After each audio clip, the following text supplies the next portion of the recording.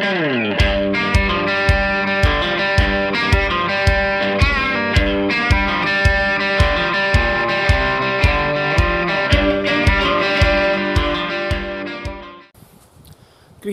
and welcome back, or welcome to the channel, whichever the case may be. As you can tell from the thumbnail and the title, today I'm going to be looking at a new knife. And that's this, the Demko Freereign.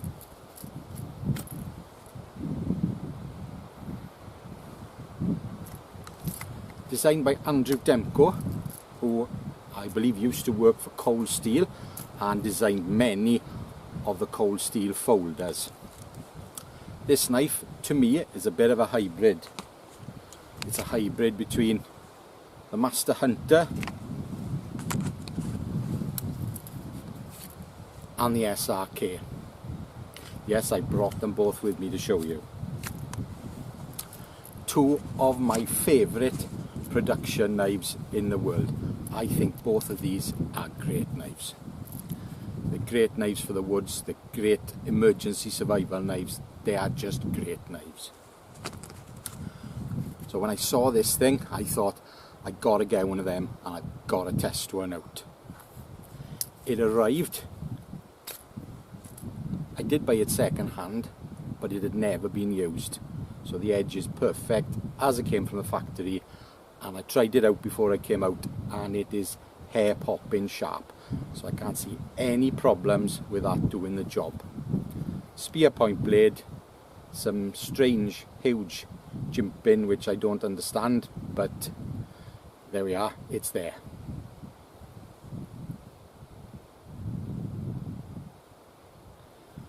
It looks like a flat grind with a tiny bit of concaveness in it, but looks more flat than anything.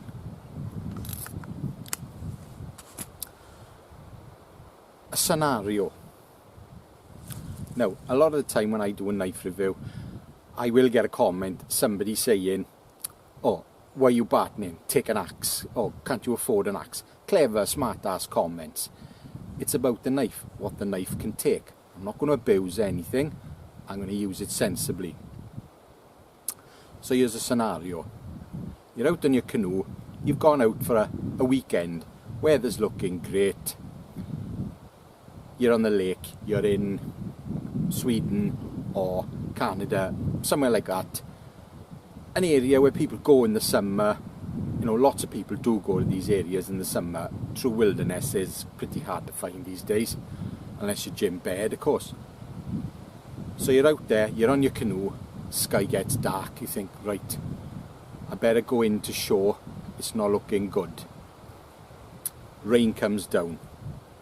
The area you're in, lots of people have been there. All the lower branches of the fir trees snapped off. Birch trees have just been ripped of their bark. So you need tinder, you need kindling. Kindling's the most important thing, because most people have got the sense to take some kind of fire lighting aid with them. So let's just say you got a pot of matches, you got a lighter, and you got a ferro rod. To me, first thing I go for is the ferro rod, because it's waterproof. While I'm still fresh, I'm capable of making my tinder, feather sticks, shavings, that kind of thing. I keep the matches and the lighter dry and out of the way till I really need them. I've got a saw with me, I've got a small folding saw, and I've got a stainless steel general purpose knife, which is this one. So I need to get a fire going. So I'm going to get a fire going.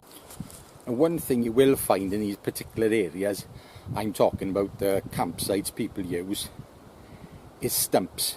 So I'm talking about stumps of trees about, say, 3-4 foot high, where people, when they've come in the snow and there's been quite a layer of snow, they've cut the tree down to burn. But of course, when the snow goes, you're left with stumps this high. Now, I have seen this in Sweden on several occasions.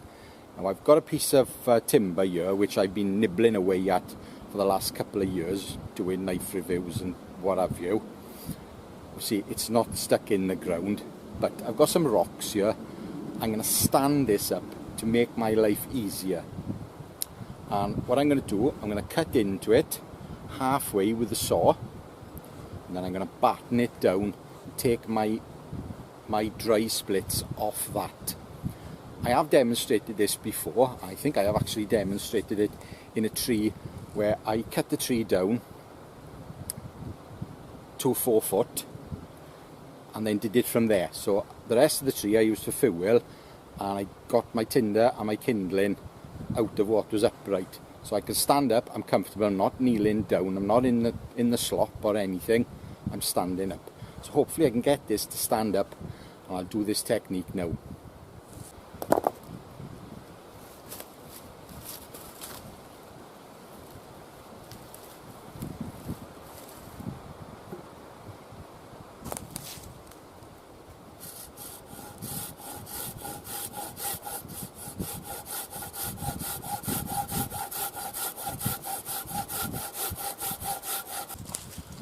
Yes, I've got a nice new sharp blade in my gumboy. I've got a ready-made batten, but these are easy to make anyway.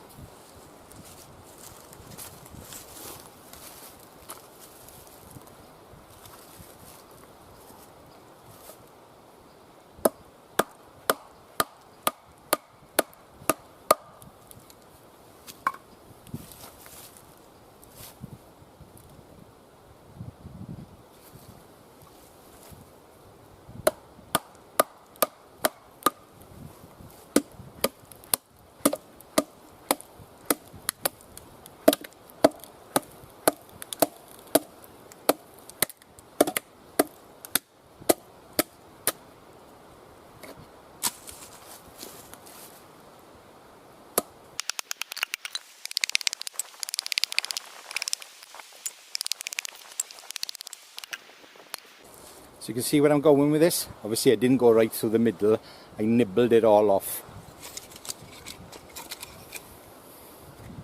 Can't go wrong. Easy enough to split these up now, and I can get some more off here, which I will do now.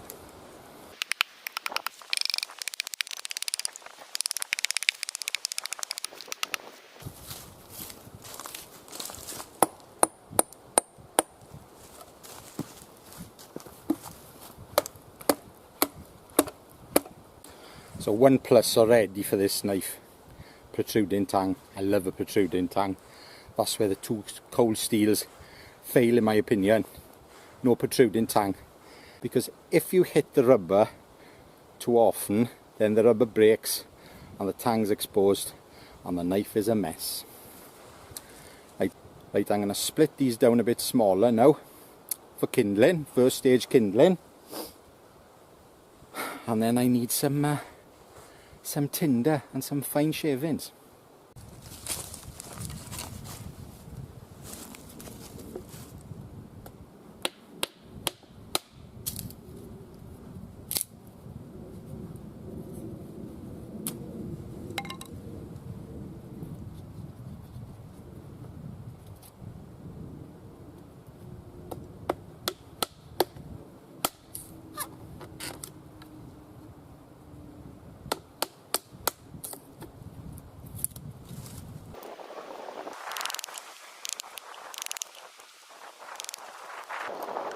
Well, it's not as clean as sawing a round off completely and splitting it down, but then if you haven't got a splitting block, something nice and solid, then you've got to improvise, and you're standing up and you're out of the muck. So I do like this technique. I'll do a few more of these now, and then we'll go on to the shavings.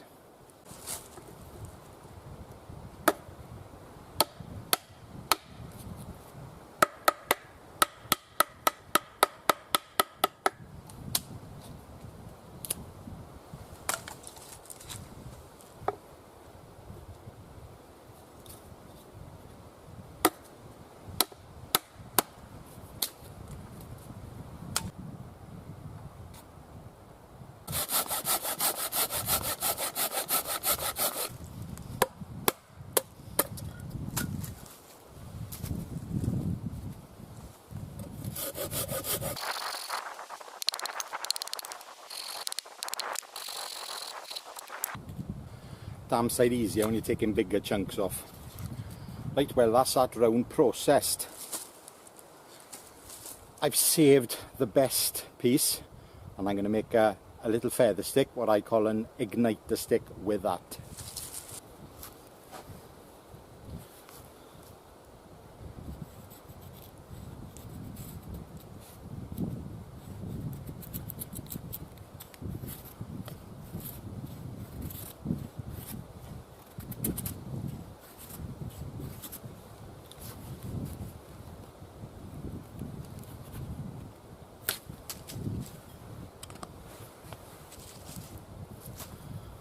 That's what I'm after, but I did want far bigger ones.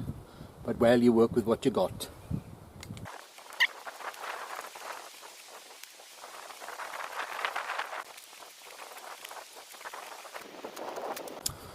Well, it didn't take long to make them, and these will take longer to burn than nice skinny little shavings on a perfect feather stick.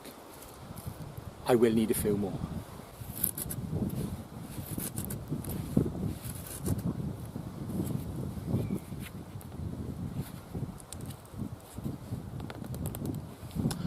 I went a bit too deep on that one, so I'm having a hell of a job to get it off.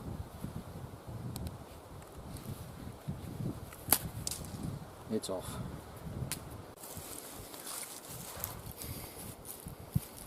So these replace your twig bundle.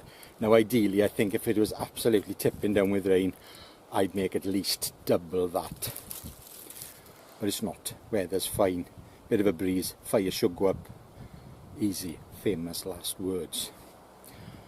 Well, I'm going to make a tiny little feather stick now, and then I'm good to go with the fire lighting. So far using this knife, it's been great. I'm a bit about the handle, but it's got good grip, it's a good size, so I'm not going to complain about it. It's not a bushcraft knife, it's not designed for carving, it's a general purpose knife, a do-it-all knife. And it is doing it all so far. Hopefully now I can get some really nice small curls to light the feather stick. Sorry, to light with a ferro rod. If it doesn't light with a ferro rod, it'll certainly light with a lighter or a match. Ferro rod first.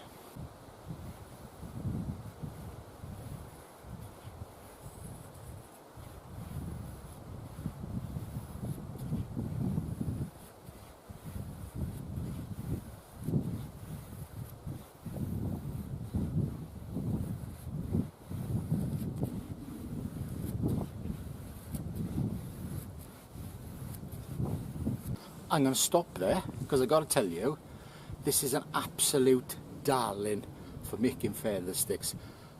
That secondary bevel is spot on, absolutely spot on. I'm really impressed with that.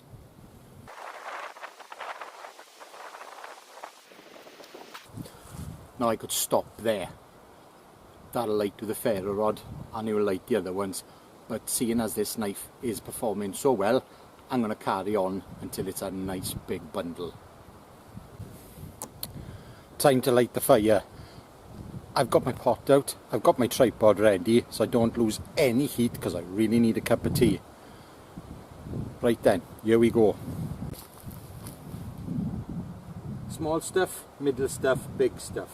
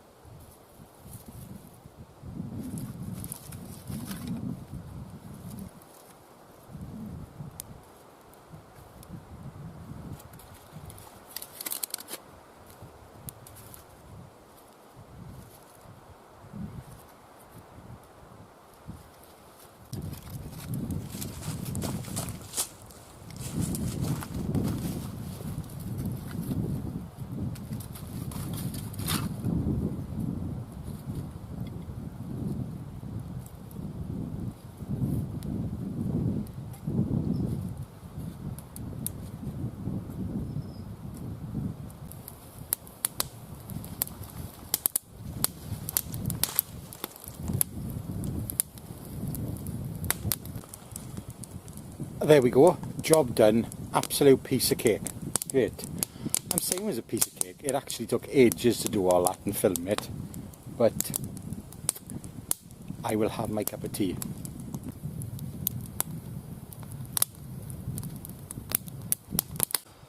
The fire is lit, I've had my cup of tea, it's still going, I've put a couple of logs on, all is well with the world.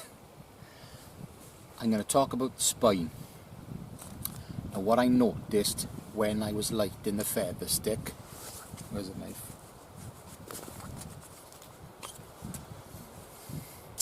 I naturally, to do the big spark method, went here. Well, this jimping got in the way. It is sharp and it did do a few sparks, but it wasn't great. So I shifted to this portion, and this portion didn't want to know. But up here, where the grind is, that was super sharp. So I'm going to demonstrate now.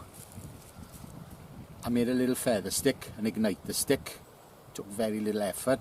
As I said earlier, this has got a really good grind on it.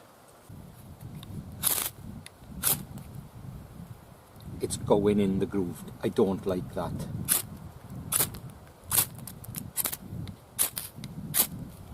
It's not too bad at this attempt.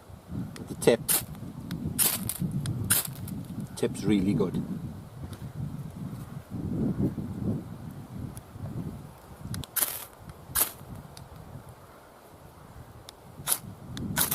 Not good. Well, okay, start again. That's not bad.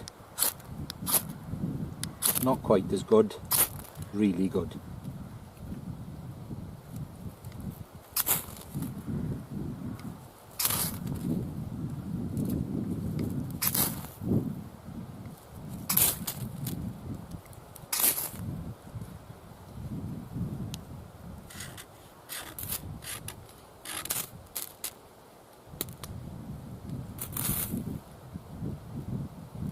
Probably a bit damp.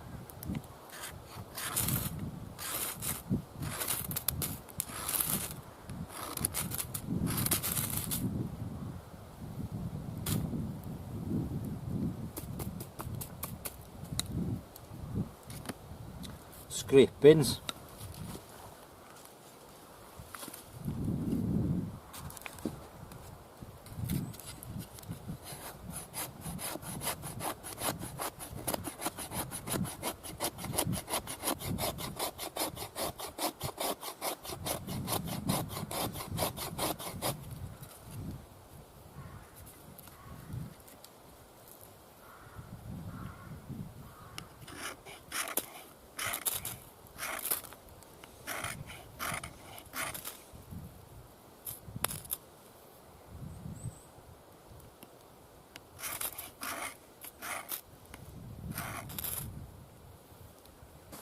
So the more I've used the ferro rod, the better the spine has got. Yeah, it's feeling a lot sharper than it did earlier. Firelighting tool, great, can't fault it. It's done everything I've asked of it. Now one thing I did earlier, I attempted to do a draw knife. Now I've been thinking about this. Years ago in all the survival manuals, you used to see somebody putting a split stick on there and using it as a draw knife. Now I've tried that, and unless you put a really meaty stick and tie it on, you know, jam knots or constrictor knots so it's really tight on there, it doesn't work. Just ramming it in and pulling it, it comes out. So if anybody was watching that thinking, oh, you should have done that, I've tried it, don't bother. Seriously, don't bother. If you're going to use a knife as a draw knife, a nice big knife, deep, so you're not catching your hand anywhere near the blade. That is too small to use as a draw knife. Just my opinion. Perhaps on thinner timber, something like that, yeah, probably be fine. But I was using, you know, 2-inch stuff and the blade was too short. But nobody really uses that anyway, so we won't worry about that. Yeah, so good firelighting knife. Right, I'm going to use it now to cut some notches in a stick. As if by magic a stick appeared. This is a piece of seasoned hazel, so it's nice and tough not the easiest piece to work on, not like a green piece of hazel, which is a dawdle. Just going to have a look at the edge. You can see a tiny bit of round timber there. We won't worry about that just now. Right, I'm going to cut a chisel point on here with a power cut.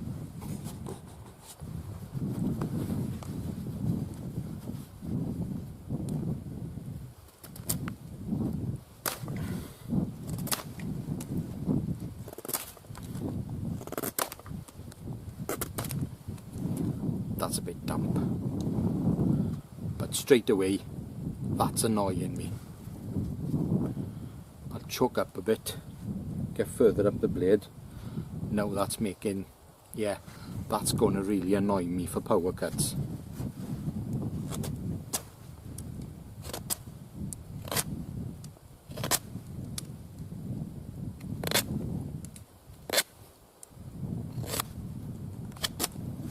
Yeah, better off just giving it a good one rather than doing that. That gets in the way. Right, let's put a point on him.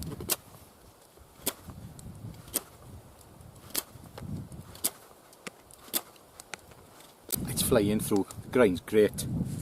Like I say, high sabre, secondary bevel, personal favourite for a utility knife. I do like convex grinds, like a Falkniven, you know, like a Falkniven. But yeah, this is nice. This is nice. Right.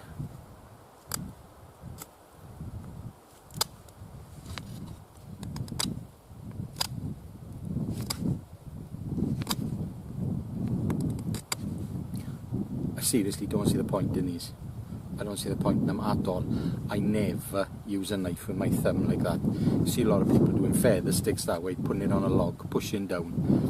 Not for me. I never do that. Right, let's cut a few notches. Pot hanger notch.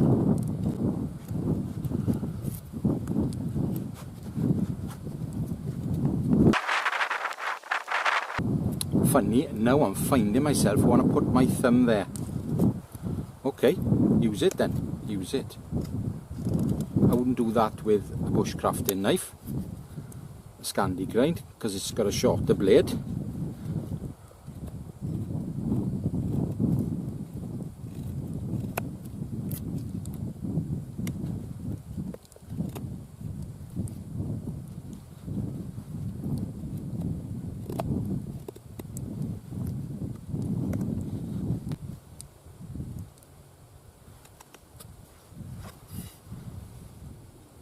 Piece of cake. Right, let's think of something else. Ah, see, now I'm going to do that again, and that's getting in the way.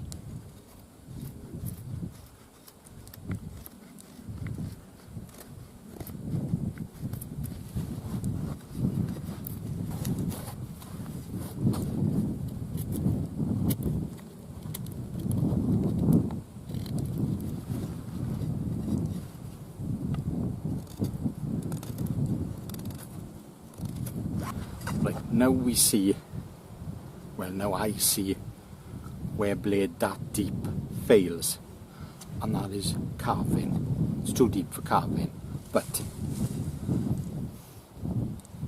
that's what you're going to use most of the time to make a pot hanger. If you want to carve spoons and things, well, just take a Mora carver with you. They're brilliant and they're cheap, and if you lose it, it doesn't really matter. Yes, it's a good utility knife, I like it. Okay, so it's no carver, but it'll make feather sticks. You can batten it down some tidy wood with it. The spine's sharp enough to use to create tinder. There's not a lot wrong with it really. You know, it's not branded as a bushcraft knife at the end of the day.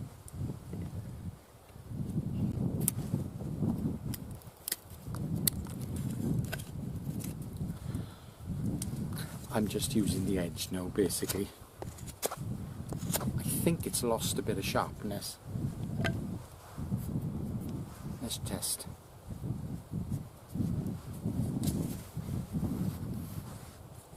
My arms aren't as bald as they used to be.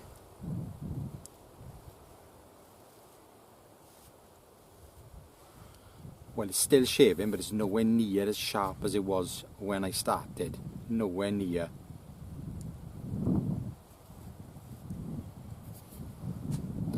But AUS 10A, it's not renowned as the best steel in the world, but I do like it. Okay, let's talk about the sheath. Now the sheath, it looks cheap and nasty, but it's actually a really good idea. It's ambidextrous and you can take it apart for cleaning, which is a good idea. Retention's good, doesn't it? To be honest though, I haven't put that on all day because it's been in and out of the sheath. I haven't needed to use it. But yeah, I quite like the sheath, and you know, you've got options. You can do a bit of a Lego thing and put stuff on there if you want, survival kit and sharpener, whatever. But what I did notice, that was a bit fiddly to put on the belt. I think a plain loop, because I almost had to take my belt off to put it on because it was fiddly and the Velcro was catching in my belt. I got a Wazoo cachet belt on and it was catching on the Velcro, so it was a bit of a pain in the backside. So not a big fan of these. I think you either put a loop on or you put like a D-ring and a clip on your belt and come off a lot easier. It can swivel back and forth, but that's just me being fussy. On the whole, it's a decent sheath, and I think don't bother taking it on and off with that, just take your belt off. It'd be easier for you. So yes, I like this knife. As I said, it did lose a bit of an edge, but it's done quite a bit of work. I haven't done any cross grain battening. I'll do it now. It should fly through.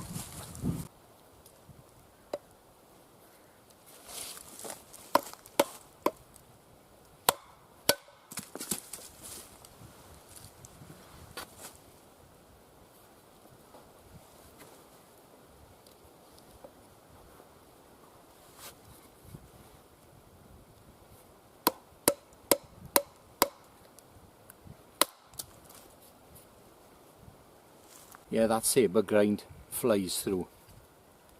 I haven't done any chopping with it. Do you want to see me doing a bit of chopping with it? See if it's any good? Might as well.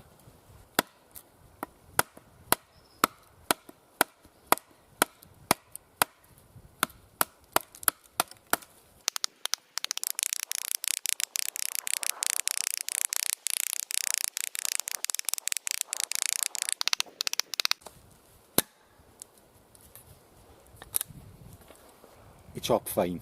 It's a bit light, but that bird's eye, that thing came into its own, because I could basically hold it down there and it worked great. So yes, chop's okay.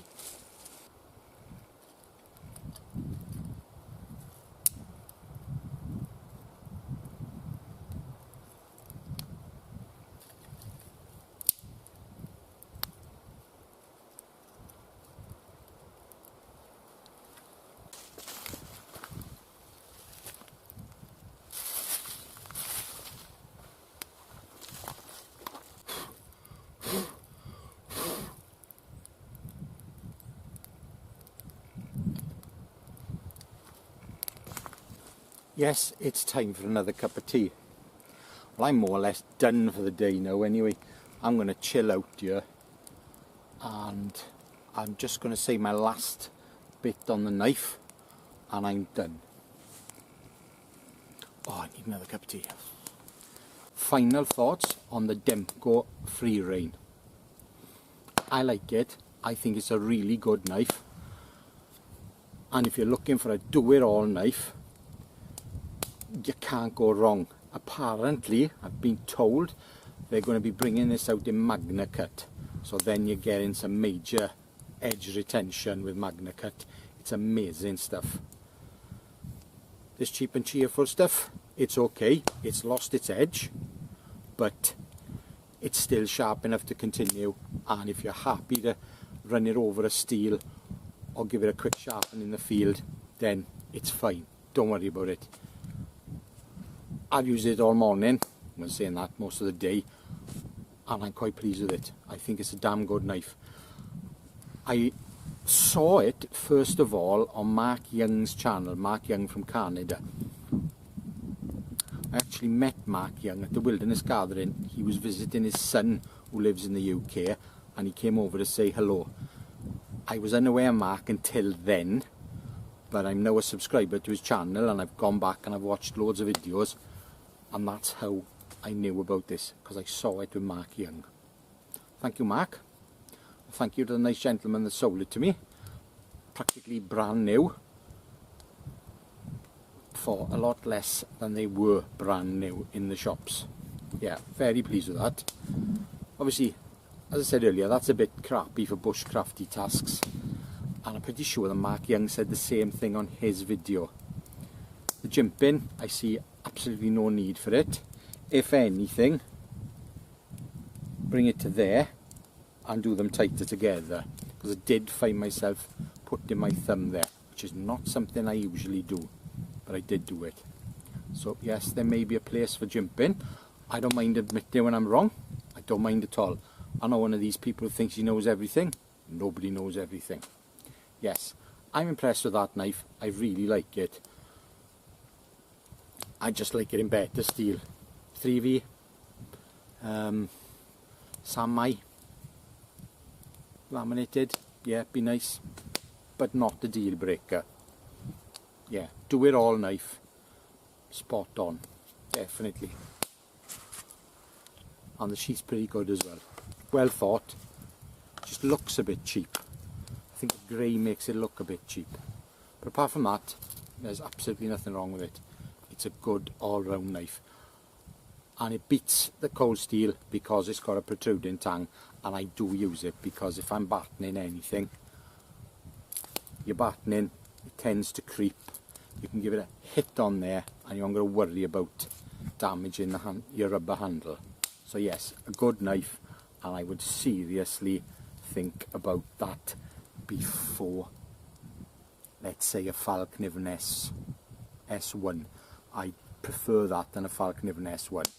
I wouldn't prefer it than an A1, but I would prefer it than an S1. Right, thank you very much for watching. I hope you stayed until the end and taken something for it, even if you're just thinking to yourself, yeah, that's a nice knife, or you've learnt a few new tricks, or you've learnt how not to do something. It's all good. Great. If you haven't already subscribed, I would appreciate it. Knock my numbers up a bit, but you don't have to. Thank you very much for watching. I appreciate your comments, I appreciate your views. Until the next time, ta-ra!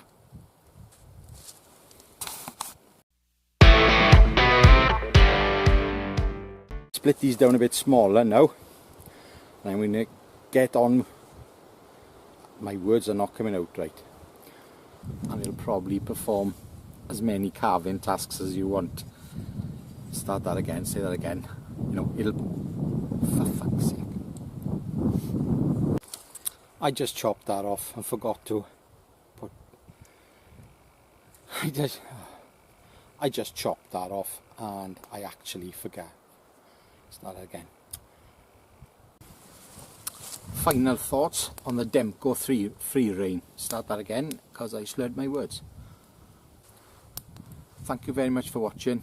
I appreciate your comments, I appreciate your views, unless they're stupid views, like one guy last week. He said, oh, you poor thing, you don't have an axe, so you've got to batten with a knife. You're missing the point, pal. You're missing the point. You want to see what your knife can do. They're out there. There's plenty of them out there. We all know. Trolls and big heads and know-it-alls. They can all fuck off as far as I'm concerned. And that'll be on the end because nobody likes a potty mouth. I'm rambling now, I just really want a cup of tea.